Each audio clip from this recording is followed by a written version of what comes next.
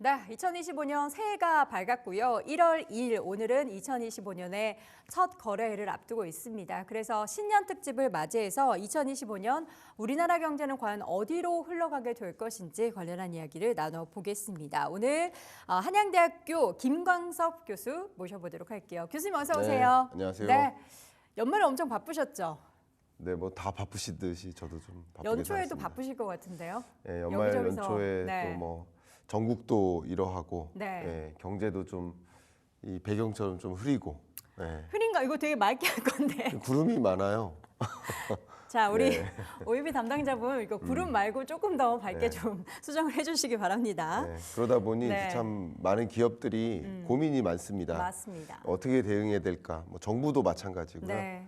예, 그래서 저도 같이 바쁘게 살고 있습니다. 오히려 교수님이 덜 바쁘셔야 시장이 좋다라고 생각을 할 수도 있겠는데요. 맞아요. 뭐 간단히만 말씀드리면 지금 연말 연초가 좀 뭐 축제 분위기거나 뭐 크리스마스 연말 연초 네. 분위기거나 참사가 없었거나 네, 네. 뭐 그러면 아무래도 뭐 기업들이 이렇게 와인 강연을 듣고요, 그죠? 그렇죠. 예, 그 문화예술 강연도 듣고 이럴 네. 텐데 상황이다 보니 경제 관련. 예, 어떻게 대응해야 될지를 고민하고 뭐가 위험 요소고 네. 이런 것을 좀 주목하고 있는 모습인 것 같습니다. 자, 그래서 오늘도 저희가 그래서 교수님을 모신 거고요. 관련한 이야기 좀 나눠보겠습니다. 먼저 작년을 한번 정리를 해보고 올해 이야기를 해보죠. 작년에는 어떤 부분들이 주요한 키워드라고 볼 수 있겠습니까? 네, 2024년 하면 어쨌든 트럼프의 대선 결과가 우리 세계 경제에 영향을 미쳤고요. 네. 또 두 번째 비상계엄 선언 사태 이것이 또 우리 한국 경제에 좀 큰 영향을 미쳤죠. 그래서 24년 경제를 회고한다면 정말 이 저성장, 고착화, 이 저성장 고착화를 또 불러오는 여러 가지 요인 중에 하나가 또 강달러를 야기했고 이 강달러가 좀 재미있는 것이 글로벌 금융위기 때나 IMF 외환위기 때 그때는 한순간에 피크를 찍고 내려오는 모습이에요.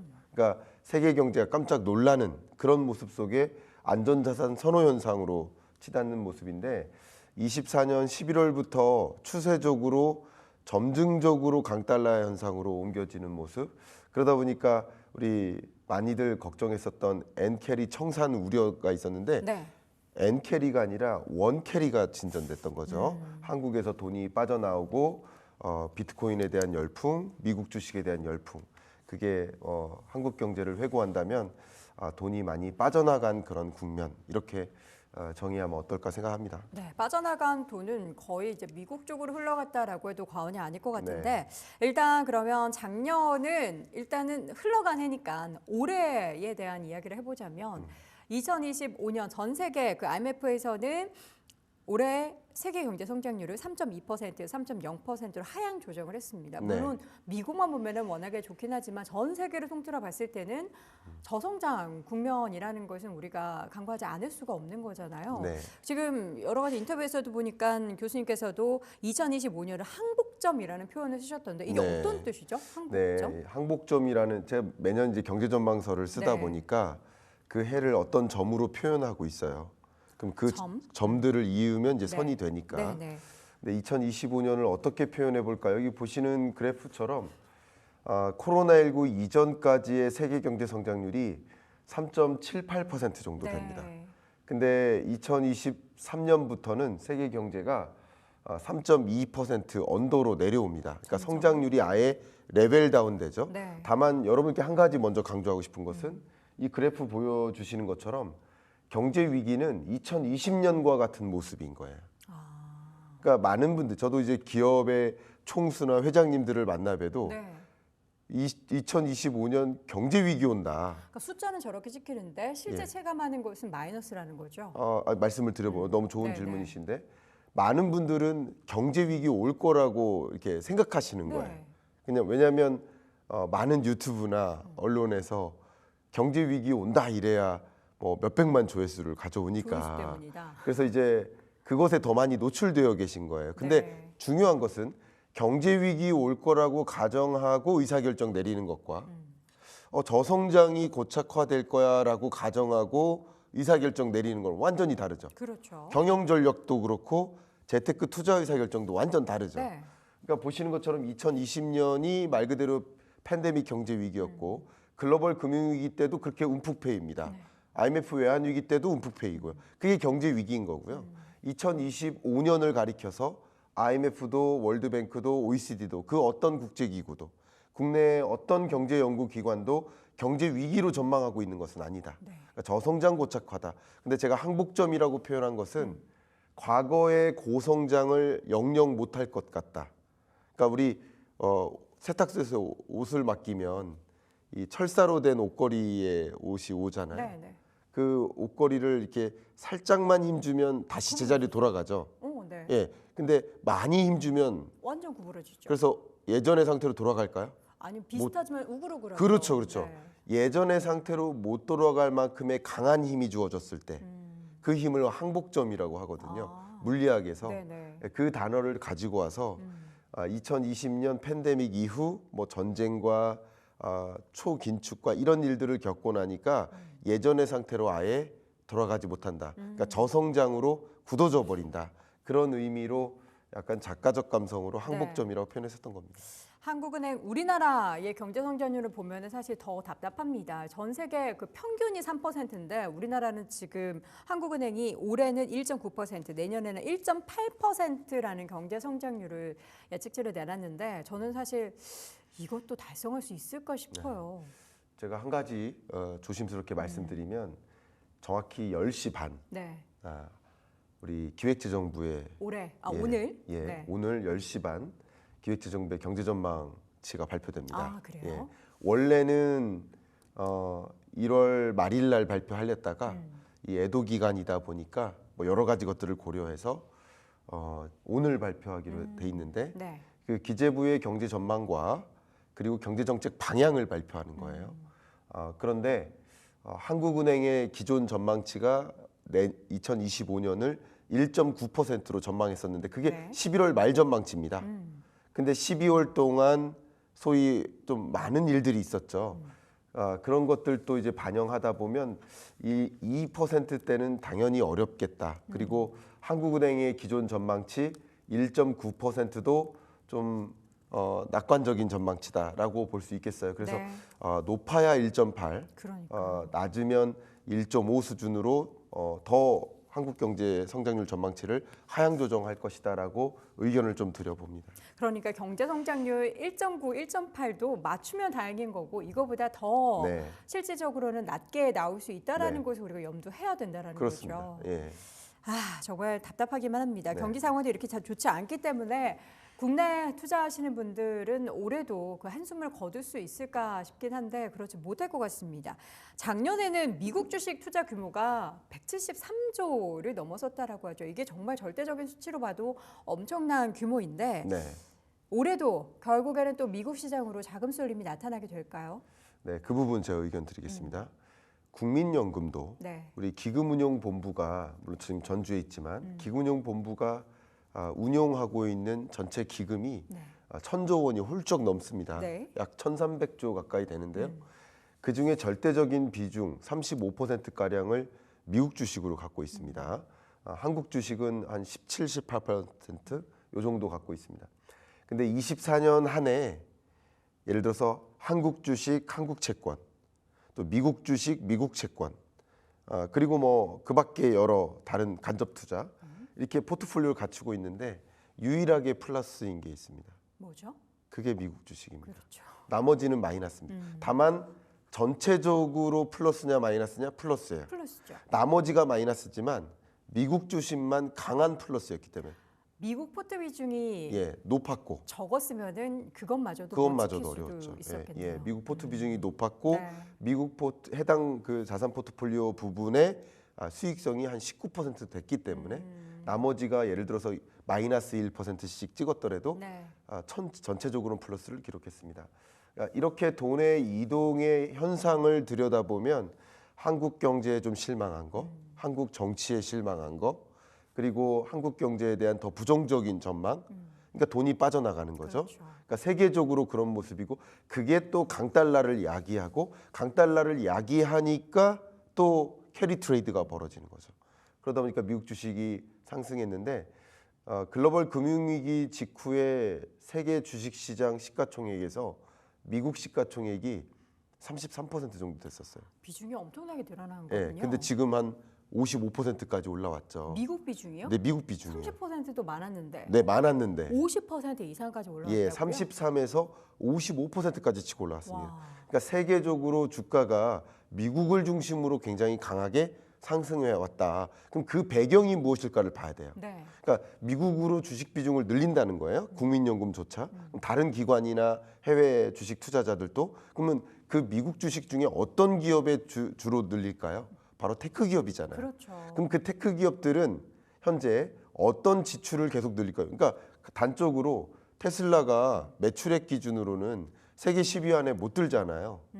근데 세계 10위 매출액 상위 기업 네. 이들의 시가총액을 다 더해도 네. 테슬라 하나한테 안 되잖아요. 그렇죠. 이게 뭐를 보여주는 걸까요? 미래 가치죠. 그 미래 가치를 재무제표상에서는 뭐를 통해 보여주고 있을까요? 투자. 재무제표를.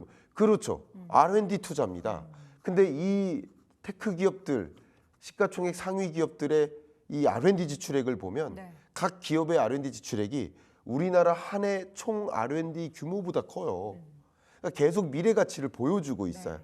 그래서 지금까지 이렇게 치고 올라왔으니까 다시 내려갈 거야. 정점을 찍었을 거야. 이렇게 생각하기보다 이렇게 미래 가치를 보이면서 올라온 배경이 그러하기 때문에 이 배경, 그러니까 소위 미국 나홀로 골디락스라는 표현을 썼거든요. 미국 예외주의인 거죠. 네. 그 미국 예외주의적인 그 배경이 이러했는데 이 배경은 사실 25년에도 유효하다. 오히려 더 강할 수도 있다. 트럼프 2.0 시대에. 네. 예, 그렇게 좀 저는 그림을 그리고 있습니다. 그렇게 된다면 올해도 불가피하게 좋은 시장으로 당연히 자금의 이동은 벌어질 수밖에 없는 거고 네. 그러면 우리 뭐 연기금뿐만 아니라 개인 투자자분들도 계속해서 국내 시장보다는 미국 쪽을 바라볼 수밖에 없는 그런 상황이겠군요. 네, 현재로서는 네. 제가 이렇게 말씀드린다면 국민연금 기금운용본부조차 물론 지금 비상시국이니까 이 주가의 추가적인 조정을 막기 위해서 한국 주식을 매입하고 있는 건 사실이지만 네. 이건 일시적인 현상이고 중장기적으로 국민연금이 기획하고 있는 국민연금이 고갈되면 안 되잖아요. 네. 기금 운용량을 늘려야 될 거 아니에요. 그렇죠. 그래야 1인당 우리가 취득할 수 있는 국민연금 취득이 많아지잖아요. 네. 그러니까 그런 관점에서 해외 주식 비중을 늘려나갈 계획을 갖고 있는데 네. 이런 관점에서 한국 투자자들한테 한국 주식이 괜찮다라고 의견 드리기가 쉽지 않죠. 쉽지 않습니다, 솔직히. 예, 그래서 애국심의 발로로 말씀을 드려야 될지 아니면 투자 관점에서 의견을 드려야 될지 굉장히 조심스러운 국면인데 지금 강달러 속에서는 네. 달러를 벌어오는 것도 애국하는 방법 중에 하나죠. 예, 그렇게 네. 말씀을 드린다면 엔캐리 트레이드가 일어났었던 것처럼 지금은 원캐리 트레이드가 일어나고 있다. 네. 이렇게 의견을 드리겠습니다. 자, 미국 시장에 대한 자금 쏠림뿐만 아니라 비트코인, 그러니까 가상화폐 쪽으로의 자금 쏠림도 작년에 굉장히 컸는데 올해는 이게 더 커지게 될 만한 이슈가 트럼프 이제 당선 이후에 취임을 하게 된다면 전략적 비축 자산으로 비트코인을 지금 계속해서 도입을 하겠다. 근데 이게 된다라고 한다면은 또 자금 쏠림이 그쪽으로도 비트코인 쪽으로도 엄청나게 유입될 것 같은데요. 네, 중요한 말씀 주셨습니다. 우리 한국에서도 비트코인 투자자의 규모가 1,500만까지 올라왔습니다. 1,500만. 굉장히 많이 네. 늘었습니다. 그러니까 한국 주식에 실망하고 코인으로, 한국 주식에 실망하고 미국 시장으로 네. 이렇게 옮겨갔었다라고 2024년을 평가해 보겠습니다.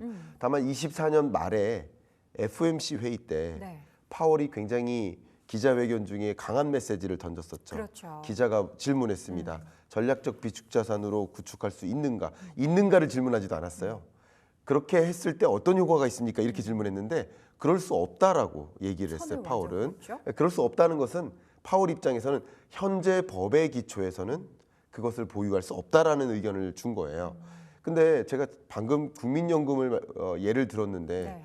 국민연금이 기금을 운용할 때 예를 들어서 비트코인 가격이 앞으로도 추세적으로 우상향할 거라고 가정한다면 그러면 테크니컬하게 봤을 때 보유할 수 있을까요? 없을까요? 있죠. 있는 거죠. 다른 거 팔고 비트코인을 갖고 있는 거예요. 네. 마치 그런 모습인데 지금은 법에 의해서 그렇게 되어 있지 않다라는 거예요. 그러면 그 트럼프의 신년 발언이 뭐가 될까? 그게 굉장히 중요합니다.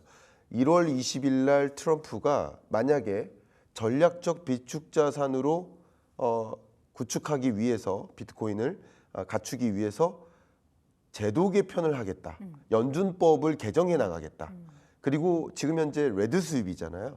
그러면 둘 다 공화당 상하원이 공화당이고 그 공화당 의원들이 다 비트코인의 우호적이에요. 그러면 정말 연준법을 개정하는 절차를 가져갈 것인지 혹은 저는 더 중요한 것은 가져가고 말고가 중요한 게 아니라 트럼프가 그런 발언을 할 것인지. 명확하게 아예 네. 그러니까 신년 인사에서 하지 않을까요? 그러니까 그거 한다면 그래 할 거라고 기대한다면 비트코인 가격은 그 전에 먼저 올라가는 거고요. 네. 그리고 그날 신년 신임사에서 그런 발언을 하면 또 역시 올라가는 거고요. 그리고 그밖에 그러기 위한 조치들을 제가 말씀을 한번 드린다면 조심스러운 표현이지만 미국 의회에는 지금 전략적 비축 자산으로 구축하기 위한 제도 개편이 계류 중에 있습니다.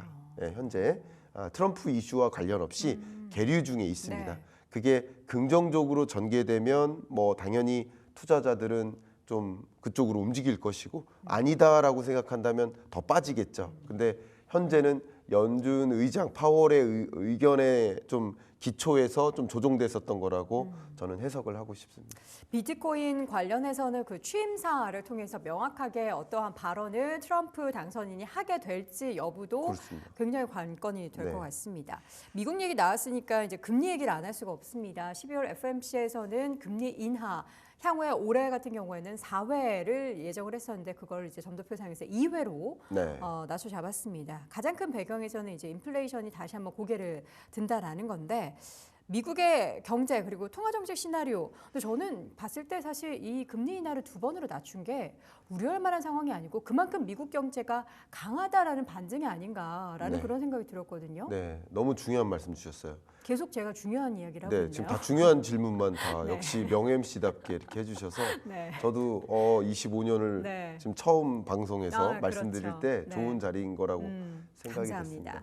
저는 24년 중반부터 26년까지를 저는 이제 통화정책 관점에서 경제를 들여다보는 네. 사람이기 때문에 정의를 피벗의 시대라고 정의 내립니다. 피봇의 시대. 네. 근데 이 피봇의 시대라고 정의 내리는 이유는 2020년, 21년처럼 완화의 시대도 아니고 22년, 24년 중반까지 긴축의 시대도 아닌 겁니다. 그러니까 완화도 아니고 긴축도 아닌 극단적인 긴축의 시대에서 점진적으로 통화정책 기조를 옮겨가는 시대. 네. 그 옮겨간다는 얘기는 뭘까요? 급할 이유가 없는 겁니다. 그렇죠. 그러니까 팬데믹 경제 위기 때는 급하게 금리 인하한 거예요. 정례 회의도 아닌데 그렇죠. 이번 주 목요일 정례 회의가 있었는데 일요일 날 긴급 소집 회의 열어서 금리 인하를 B컷으로 합니다.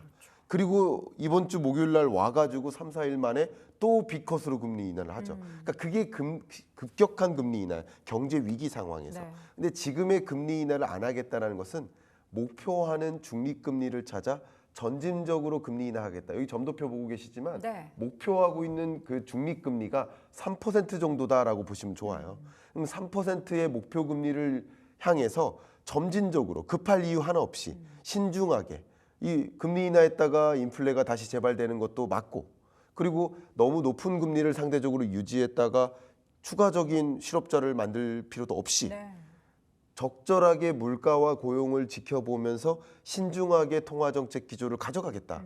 그게 바로 이 피봇의 시대의 특징입니다. 그렇기 때문에 이 자체가 부정적이다, 긍정적이다 할 건 없습니다. 다만 이런 발표와 함께 시장이 무너질 때가 있고 오히려 환호할 때가 있는데 이걸 구분해야 됩니다. 이게 무슨 말이냐면 파월의 의지나 파월의 방향성, 연준의 방향성도 중요하지만 시장이 이 연준의 방향성을 어떻게 곡해하나를 봐야 돼요. 근데 어쨌든 곡해했던 겁니다. 네. 그러니까 연준은 2회 인하할 거야라고 했는데 시장은 그 당일 뭐라고 이해했냐면 금리 인하 중단설이라고 받아들인 거예요.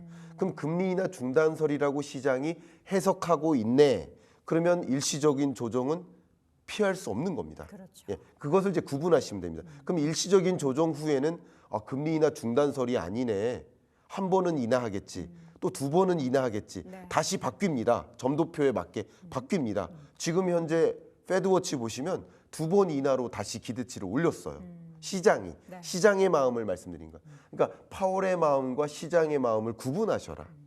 그러니까 파월의 마음은 그런 것이고 시장은 그것 때문에 너무 강하게 요동치기도 하는데 그걸 구분하시면서 의사결정하시면 오히려 그게 기회로 생각하실 수 있는 부분도 있고 오히려 그게 그 구분을 못하시면 같이 휩쓸릴 수도 있는 거죠. 그 부분을 좀 말씀드리겠습니다. 사실 우리가 인플레이션에 대해서 너무나도 이제 공부에 떨 수밖에 없는 게 코로나 시기에 인플레이션을 경험을 했을 때는 사실 다 부정적인 요인들이었어요. 전쟁이 있었고요. 그것 때문에 이제 공급망에 대한 불확실성이 있었고 그게 인플레이션을 촉발시켰는데 이번 인플레이션에 있어서의 그 주요 요인들은 결국에는 경기 상황이 워낙에 강하고 그에 따른 수요가 촉발될 수밖에 없기 때문에 긍정적인 의미에서의 인플레이션인 거잖아요. 근데 이것을 두고 시장이 그냥 무조건 인플레이션은 안 좋아로 해석하는 게 아니라 야 경기가 그만큼 좋으니까 자연스럽게 인플레이션은 올라가는 거네. 정당화 그리고 거기에 따른 금리 인하 2번 이 정도 하면 됐지. 이렇게 해석을 긍정적으로 한다면 또 시장 반응도 괜찮을 것 같은데 네. 그때 그 말씀하신 것처럼 해석의 영역이라서 네. 그때 시장 심리에 따른 또 변화가 다를 것 같다라는 생각도 듭니다. 그 너무 중요한 말씀 주셨는데 2022년부터 24년은 금리 인상에 따른 조정이 계속 있었던 네. 기간이고 24년 중반부터는 금리 인하에 대한 기대감으로 주가가 상승했었던 그렇죠. 거죠. 근데 25년은 그러면 금리 인하 여부가 중요한 게 아니에요.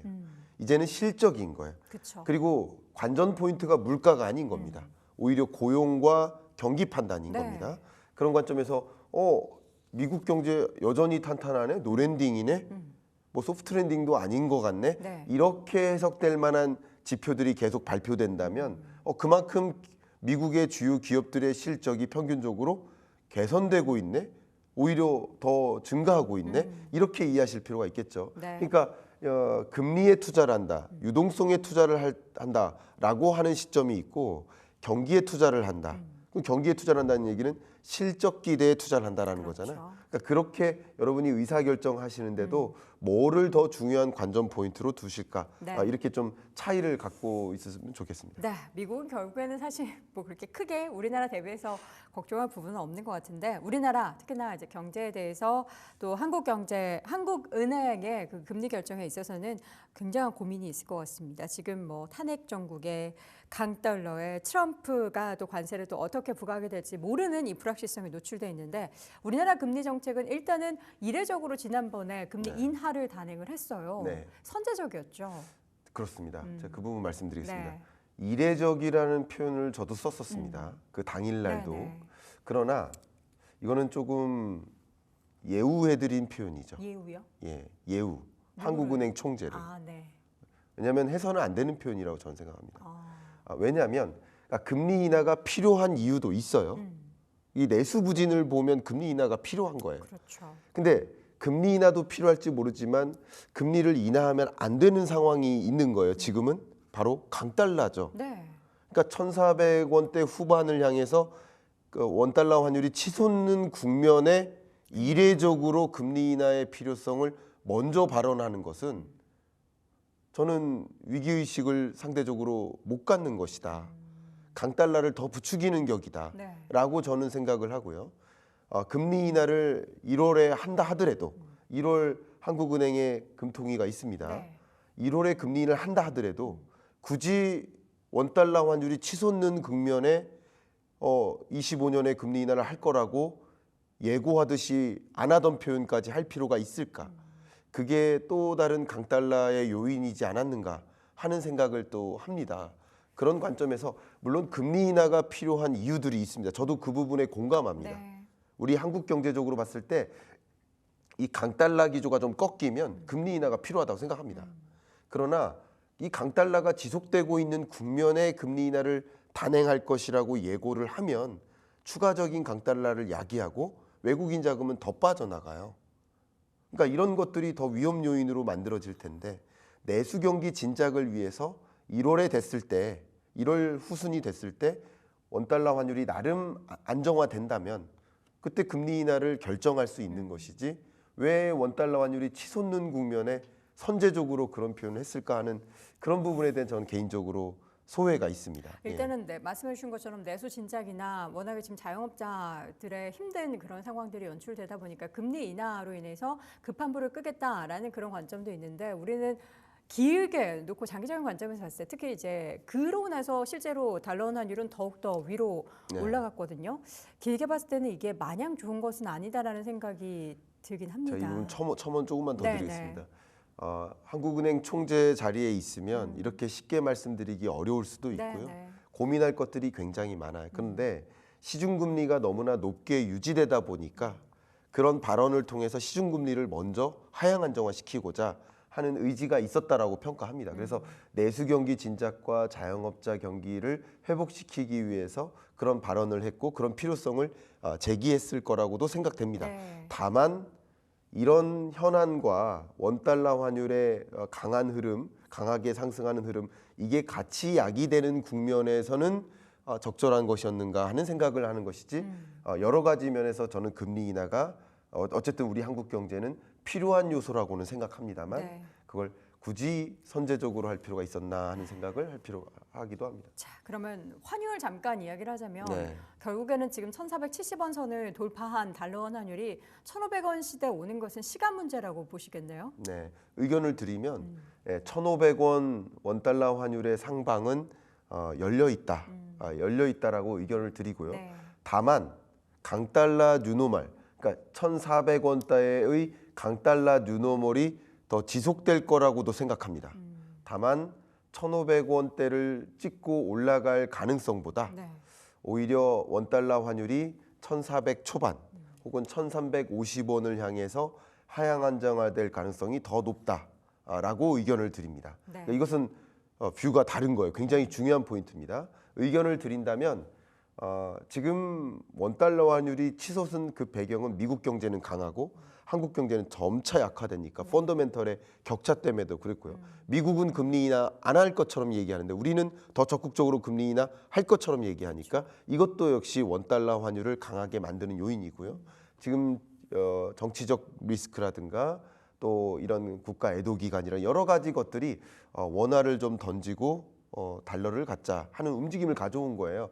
그래서 이런 구간에 굳이 한국 원화를 다시 갖자 하는 움직임이 다시 돌아오기는 어렵습니다. 다만 의견을 드린다면 이런 제가 말씀드렸던 원달러 환율의 강세를 야기한 요인들이 다 반영된 겁니다. 주식시장만큼이나 외환시장이 굉장히 선행성이 강합니다. 네. 그러니까 트럼프 이슈라든가 이런 여러 가지 요소들이 이미 반영된 거라고 본다면 원달러 환율이 1,500원 상방은 열려 있지만 그리고 강달러 뉴노멀이 지속될 거라고 보지만 이 1,400원 후반대의 환율에서 1,400원 초반대의 환율을 향해 점진적으로 하향 안정화될 여지는 있다. 다만 한 가지 변수는 향후 나타날 우리 한국의 정치적 리스크 혹은 정치적 불확실성이 어떻게 전개되느냐에 따라서 그건 누구도 모르죠. 변수가 너무 많네요. 예, 그 변수가 어떻게 전개되느냐에 따라서 1,500원을 찍을 여지는 분명히 있습니다. 그러나 그 변수를 제외하고 보면 추세적으로는 그렇게 다소 하향 안정화되겠다 이렇게 표현을 해드리겠습니다. 자, 저희가 시간이 더 있다면 부동산 얘기도 여쭙고 싶었는데 시간 관계상 마지막 질문 드리겠습니다. 이런 정말 하수선한 그런 시국 속에서 2025년 우리 투자자분들이 성공적으로 자산 관리를 하기 위한 전략, 조언을 해주신다면 네, 이제 의견을 드린다면 정말 25년은 그냥 매년 불확실성은 많았습니다. 그런데 25년이야말로 정말 불확실성이 가득한 시대입니다. 네. 표현을 한다면 운전을 하는데 폭설이 내려요. 네. 근데 와이퍼가 고장 난 거죠. 아이고 안 보이네요. 그러니까 열심히 달리면 됩니까? 네. 아니죠. 그래서 오히려 이런 25년 국면에는 그 불확실성을 야기할 제가 오늘 말씀드렸던 이런 변수들을 가지고 그게 어떻게 전개되는지를 좀 주목하신다면 아까 말씀드린 예를 들면 트럼프가 취임식 때 비축 자산으로 비트코인을 갖추겠다라는 표현을 할 것인지 그런 의지를 표명할 것인지 그러니까 그런 어떤 중요한 변수들이 어떤 식으로 전개되는가 뭐 정치적 리스크도 마찬가지죠. 이런 것을 좀 들여다보시면서 신중한 의사결정을 내리시는 게 어떨까 하는 의견을 드리고 싶습니다. 네, 안개 속에 갇혀 있는 것뿐만 아니라 안개는 조금이라도 보이기라도 하죠. 폭설이 내리는데 와이퍼까지 망가져 있는 그러한 우리나라 경제 상황 속에서 투자는 역시나 이번 연도에도 보수적으로 좀 생각을 하셔야 되겠습니다. 오늘 글로벌 경제뜨로 한국 경제에 관련한 이야기 쭉 나눠봤고요. 한양대학교 김광석 교수와 함께했습니다. 교수님 네, 고맙습니다. 감사합니다.